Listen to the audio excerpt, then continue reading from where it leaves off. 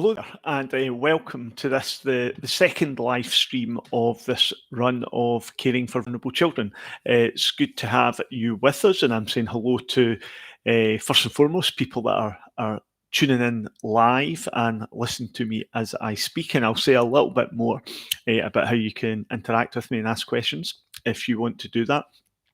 But also hello to the people that are watching the recording afterwards, because we know that because of different work and family commitments and such, like, a lot of you will watch the recording on YouTube afterwards. So whether you're with us live or not, or whether you're watching the recording, thanks for joining us. As I say, this is the second live stream of this run of Caring for Vulnerable Children. I should introduce myself, although I'm assuming that most people, if you're watching this by now, you will know who I am, given they're week 4 into the course. My name is Graham McPhee. I'm based in the School of Social Work and Social Policy at the University of Strathclyde in Glasgow in Scotland, although I'm not anywhere near Glasgow just now because of some other things that are going on. And I'm the lead educator on Caring for Vulnerable Children. So if you watched or were part of the live stream 2 weeks ago, at the end of week 2, you'll be familiar with the format. If not, then what I'm basically going to do is talk about and respond to some of the comments, some of the posts, some of the questions that have been posted as part of the programme so far.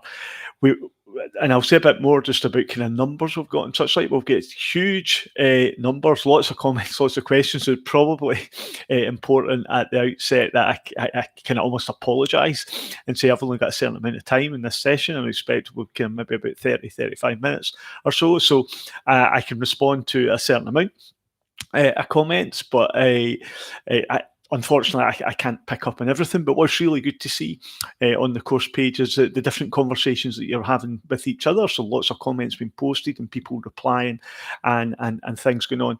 And I would hope today also that anything I might say or comment on, if it prompts you to want to reply or sparks up a thought, then use the comments page to keep the conversation going. And also because for the people that are with us live, and I see some of you saying hello in the chat there, one of the advantages of me doing this from home is I'm sitting in front of my computer. I can see the chat function in the live stream. So if you've got a question that you've not asked already, or there's something that I say during the course of the session that you want to respond to or ask a question on the back of it, then please put it in the chat and I will respond to it. So I see some people saying hello. Thanks, Julie, Lisa, Joanne, Jana. So it's kind of good to see that some people join us live. So if you've got questions or comments that you would like me to pick up on, then please do that. So in terms of numbers this time round, we've grown since I was speaking to you 2 weeks ago. We're now up at over 3,000. There's over 3,000 of you in this run of Caring for Vulnerable Children. So a really big and enthusiastic community of learners. I mentioned 2 weeks ago as well about the social learning aspect of it. Lots of people come on these sorts of courses, but perhaps don't post comments on Caring for Vulnerable Children. We tend to be a very sociable bunch, and we'll get a very high percentage rating for social learning. We're on the Future Learn site. We're always, if not the course with the highest social learning figure, then we're up there near the top. We're up over 8,000 different comments have been posted. Probably thus reiterating the point that I can't reply to everything or respond to everything in this session today, but it's great to see so many people participating and making comments. Again, 2 weeks ago, I stressed how international we were, and if I remember correctly, I think 2 weeks ago we were still down in double figures. We're now up in 3 figures, 107 different countries represented across the participants. So it's great to see such an international and diverse learning population. As is still the case, the UK. Because we're a university based in the UK, unsurprisingly, biggest bunch of learners from there, but big group from Canada, Australia, Ireland, and a whole range of other countries, Mexico, Peru, Nigeria, Rwanda. I could keep going. I could list hundreds of different countries. So kind of welcome to you all. I would also kind of repeat something that I kind of said 2 weeks ago, and that is obviously that I'm based in Scotland in the UK, as is the university, and a lot of the material views the issues via that lens. But what we would really encourage you in all the material is to be thinking about how do the issues, how do the topics that we're talking about, how do they apply and play out in your setting? Because I would suggest that the themes and the issues and the things that we're dealing with are absolutely universal. So, for instance, today, when we begin to think about aspects of touch, of love, of kind of risk aversion or risk averse practice, and how we care for vulnerable children, these issues cross boundaries, international or otherwise. So I would be asking you and challenging you to think about it. How do these play out in my setting, wherever you are, and what are some of the either kind of social or professional or organisational norms or practices, or indeed legislation and different things that might impact on some of the issues that we're talking about today. So, and actually, in talking about those issues, I've given you a sense of what we are going to be talking about over the next 30 minutes or so. Because in weeks, I'm going to kind of largely focus on topics that have featured in weeks 3 and 4 in the programme. And there's some particular topics always generate more comments and more discussion than others. Touch is one of them. Love is another. And in week 4, you've had the chance to listen to me talking to Jenny Malloy, and there's links to other material from Jenny in terms of kind of books and other things that she's written. And as always, Jenny's input and Jenny's material generates a big response and a lot of comments. We've also got themes round about risk and risk aversion and kind of how that can play out in practice as well. So these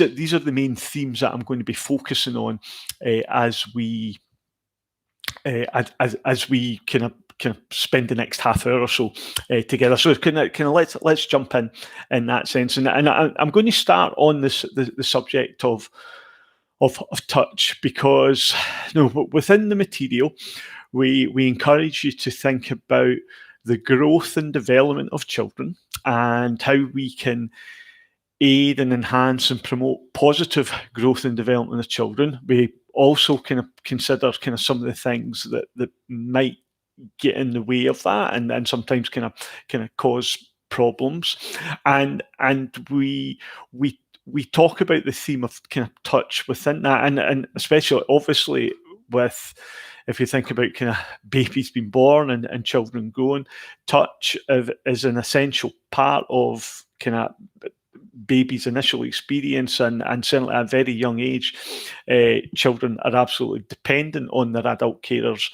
They're absolutely dependent on them for everything, and there's touch is an everyday normal part of life.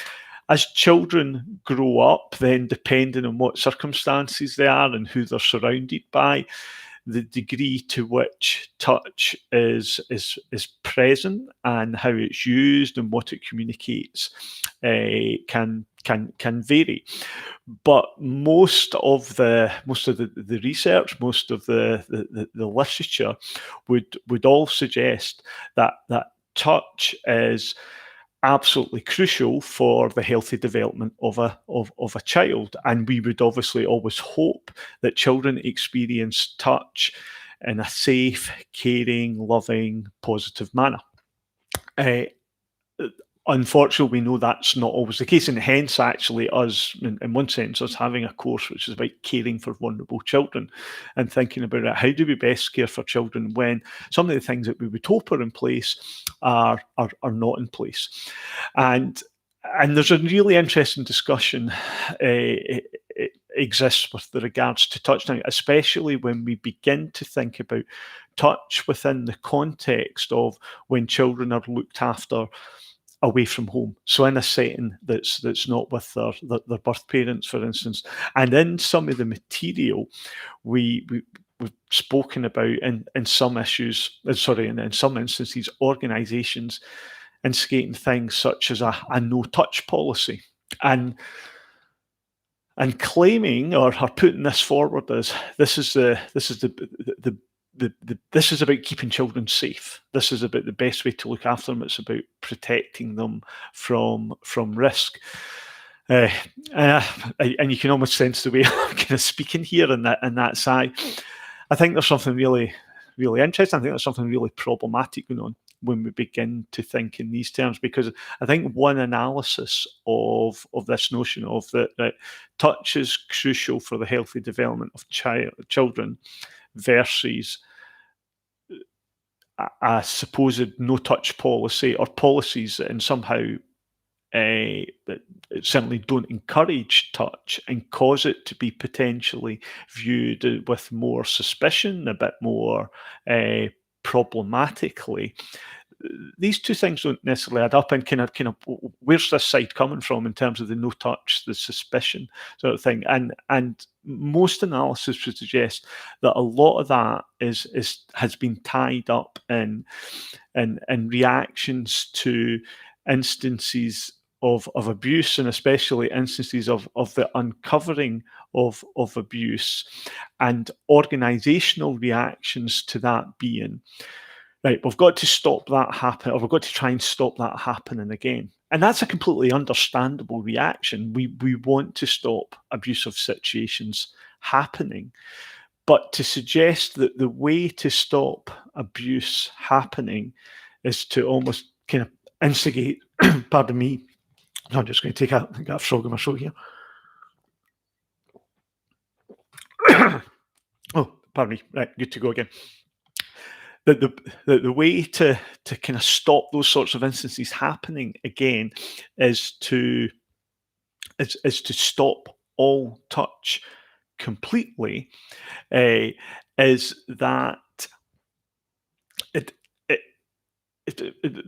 I'm going to use a phrase that kind of there's certainly a kind of UK phrase in English language we talk about kind of throwing the baby out with the bathwater. And in order to solve one problem, the perception being in order to solve one problem, we begin to institute blanket policies that have far more ramifications and implications beyond the problem that we're trying to solve. Because the theory being that some children have been touched. Touch has been used in an inappropriate way, and an abuse of power is leading to abuse. So the way to stop that is to eliminate all touch and instigate no touch policies and only touch when we need to.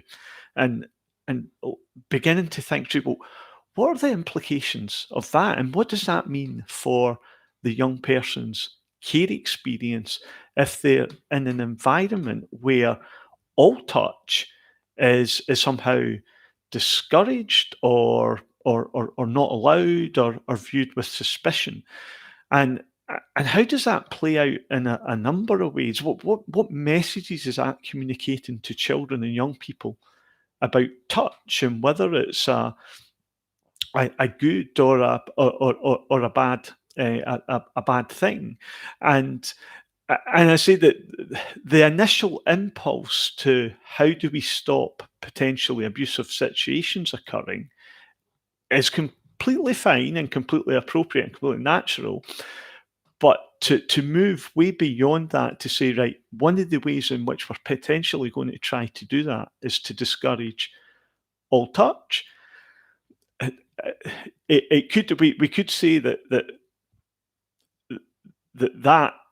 causes more, if not just as many problems. Now, there is another side to this, and thanks for your comment, Lisa. I've just seen it come in the thread there, so I think that's a kind of nice timing. So Lisa put a comment in there about accusations of improper conduct causes carers and organisations to see touch as a risk factor, and yeah, you're correct there in terms of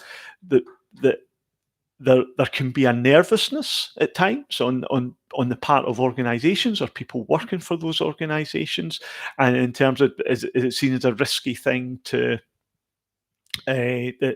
just because if there's no touch going on at all, then it lessens the likelihood of a potential allegation being made.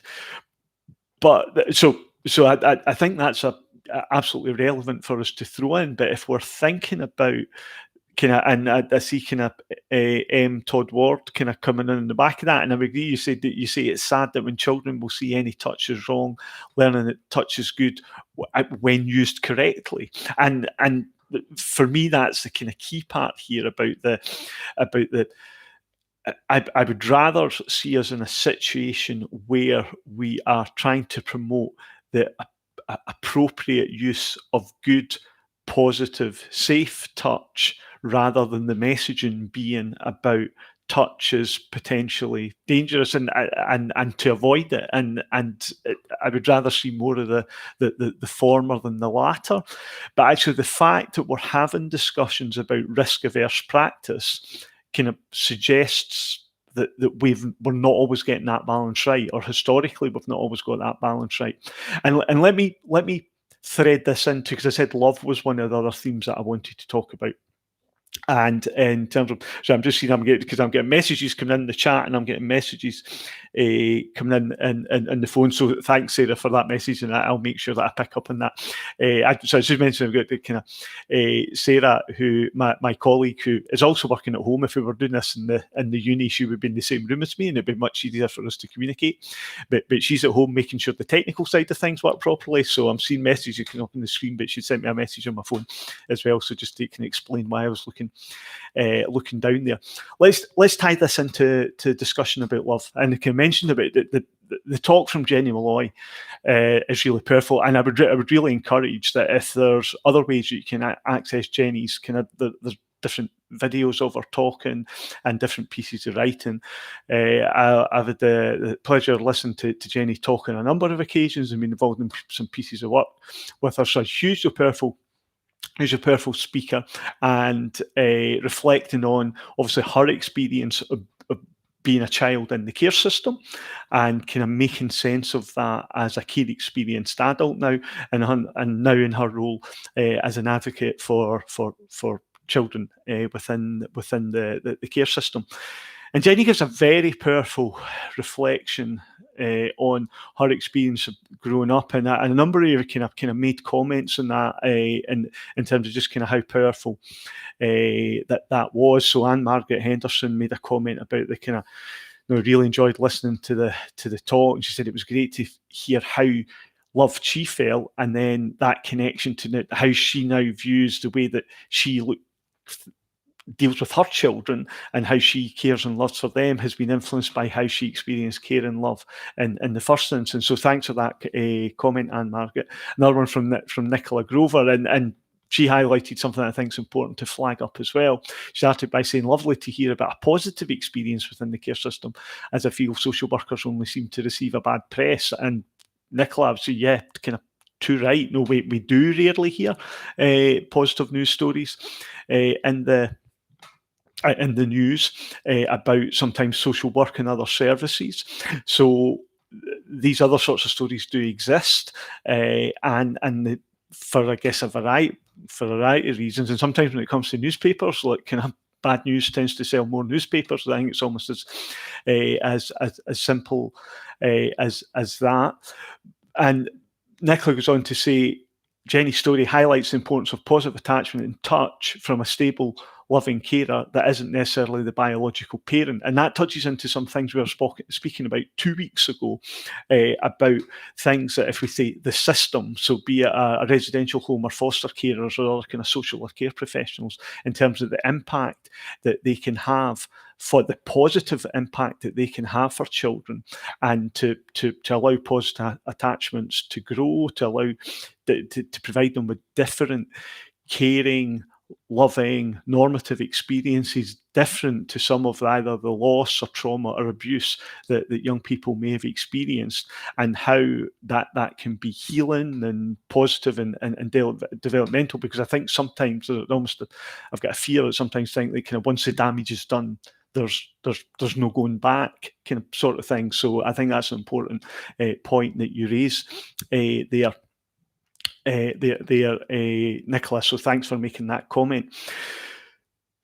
But within this tying in, so I said I wanted to tie in touch to to love, and so kind of going had the conclusion of the.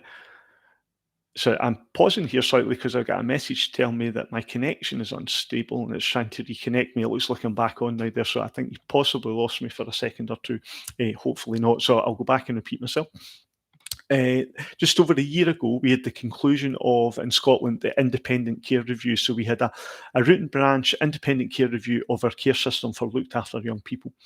And there were a number of drivers behind that, but I guess one of the main drivers was a lot of concern and a lot of questions about some of the ways in which the care system had developed over a number of decades, and some of the things that were driving and leading it. And so interestingly, one of the things that the independent care review was setting out was about to put love back at the centre of the care system. And even see the way that I'm phrasing that, to put love back at the centre of the care system. So there was a feeling, there was a belief, and I think there's a lot of evidence to suggest that it wasn't necessarily present. Not necessarily it wasn't present for all children within the care system in all different parts of it, but certainly for a significant number of children, and especially getting a sense that speaking both when we were speaking to children within the care system and almost as powerfully speaking to care experienced adults, so adults who were now older but had experience of the care system when they were younger, and them reflecting back on their experience and talking about not feeling particularly loved or claimed, and kind of reflecting on what Jenny was talking about and some of the things that she was identifying as being really important in her experience, and lots of people saying that they had different experiences of that and feeling uncared for, unloved for, not feeling that they had kind of people that were really there for them, real relationships, real attachments, people that really had their back, people that would really go to the nth degree kind of for them to give them that positive care experience that they needed. So one of the drivers of the independent care review has been to put love back at the centre of the care system, and kind of starting from the point about children within the care system deserve the best care possible. So kind of if we think back to some of the earlier material about what are all the things that add up to positive, healthy child development and care, and care experiences, and saying that these absolutely need to be present in the care system.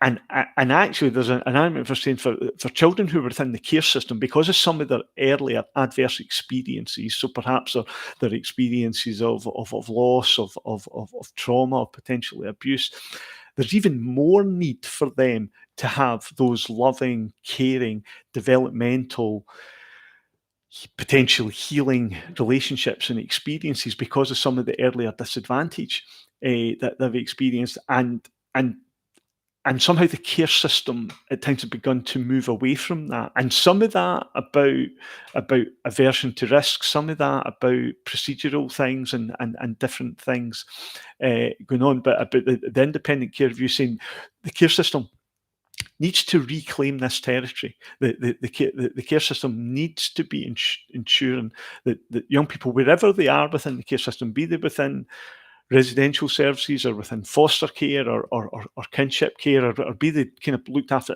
within the Scottish system, looked after young people still living at home, wherever they are within that care system, that they deserve these caring, loving experiences, and that's the sort of childhood that we should be trying to provide them with. But again, that even the use of the word love over the past period of time has proved controversial. The fact that we've now got this present in the independent care review and the vision for the care system in Scotland is a huge step forward. So I'm saying it's a huge step forward. I'm viewing it as something that's hugely positive in us changing the conversation and changing our aspirations. Although in some way I think changing the conversation and changing what we're aiming for in some ways is the easy part. The real challenge will be changing practice, changing practice norms, changing organisational norms, and changing what children and young people experience within the care system. Because we've had too many instances across a number of decades of reports and recommendations that say a lot of good, sensible things, but do they actually translate into practice changes? Do they translate into kind of things happening? So the challenge for Scotland now in relation to the messages from the independent care review, and even the way it's worded, because the independent care review talks about the promise, and the promise has become part of the language of the care system, or our aspirations for the care system within Scotland. So about the promise that we are making to children in Scotland and children within the care system about how we're going to try and I don't know if reform is reform's a kind of big strong word, but certainly instigate a number of changes within the care system. And this notion of love, of caring relationships and long-term commitment being present within the care system, so that the young people, wherever they are within that system, that's how they experience the care system, and consequently how they experience their childhood and reflect on that experience. That's a big challenge for us. And linking that back to the discussion earlier on about touch, it's almost impossible to imagine going in that direction without safe, positive, appropriate modelling of touch as touch as a healthy daily routine part of the lived experience and childhood. And I see some comments in here, and there's also kind of comments that have been posted. And so what I'm not suggesting is almost like a free-for-all and not thinking about boundaries. So it's not saying let's go from one extreme to the other. I'm saying that we go from a no-touch policy to it's no holds barred. It's not that at all, because touch is a personal thing in terms of where our personal boundaries are, and about kind of feeling comfortable and permission, and about touch not being used in an inappropriate way where it feels like there's a kind of power imbalance in the misuse of touch. But again, that's quite different to us having a situation where touch is discouraged and it's seen as something bad or suspicious. And that's a nice time in here. I see a comment coming in from Mary. Mary, thanks for making that comment, that the child should be open to having a cuddle. The adult must use discretion and knowledge to know that the touch is okay. So there's a bit about adults trying to sense and make good choices and kind of think about how we're using touch and thinking about keeping the child in mind, rather than it just all being about the adult deciding this is good or that this is bad and them imposing that. So Mary, yeah, there's got to be a kind of two-way thing there. And Lisa, I see a comment that you put there reflecting on Jenny and about her recalling the names of care home staff that she said that she felt in red sweat were cold and showed her no affection, and about the long-lasting negative memories that he had. But by contrast, when I heard Jenny speak about, in particular, one particular social worker who was the complete opposite of that, Lisa, and was that constant person, that constant beacon for her, and about what she communicated to her, and being so different. So within a Scottish context, we've got a huge challenge in terms of, right, how do we take the promise, how do we take the messages from the independent care review? And there's also a challenge in Scotland because it reported last February, and that was almost like the starting gun being fired in terms of the promises we made, the findings of the independent care review. Let's really move forward with this. And of course, timing-wise, where the world got to last February, March, and to some extent, one of the challenges in Scotland is to kind of regain that momentum about the messages of the independent peer review, because the last year has been so different and so difficult and so challenging for many people. So about how we pick that up. But again, I'd like to go back to something I said earlier. No, I'm talking about this in a Scottish context, and I'd really challenge everybody who is part of this learning community across the 107 countries we've got here.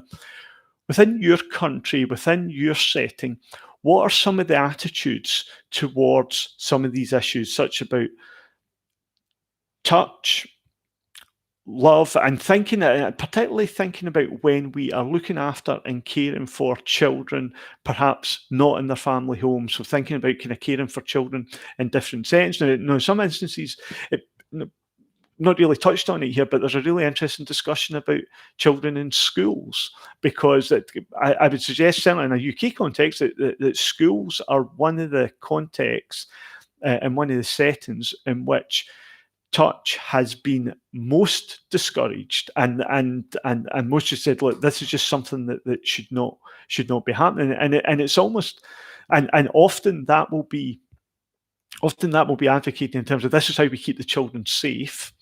A more suspicious or cynical view of that is, well, that's how institutions keep themselves safe, because if we just stop teachers having any physical contact with children and young people, then it stops the possibility of any allegations being made. I say that's a more kind of perhaps cynical interpretation, but no, the view being that's about the organisation looking after itself, rather than thinking about, if a child's really distressed, if a child discomfort, that kind of sometimes a kind of cuddle or a pat in the back might be what that child needs, and to actually create a situation where staff don't feel they can do that, and actually if they do that, they may be viewed with suspicion.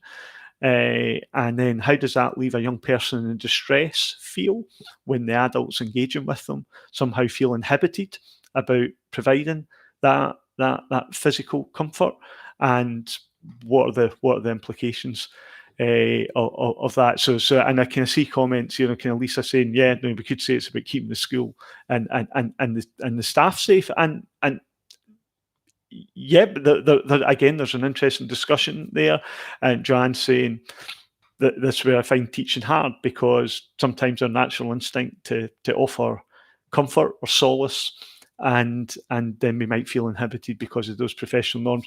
I went off at a slight tangent there, because my way into that was beginning to talk about our international audience, and then about how do some of these things play out in your setting. So where you are, what are some of the professional societal norms with the things with regards to touch, to even using the word love, and talking about trying to provide children and young people with a loving caring experience. So I would kind of challenge everybody to kind of think about that. There's another question I'd like to. I guess it ties into this, and it's a question from somebody who's live here today. So Todd Ward. So I see you in the chat, but also you had posted a question that I want to pick up on, and because you mentioned school, so you say, risk aversion is more of a problem than I realised. I work in a school setting, and everything now has to have a risk assessment. And you said that only 15 years ago, I used to take a child one-to-one out my own to the shops.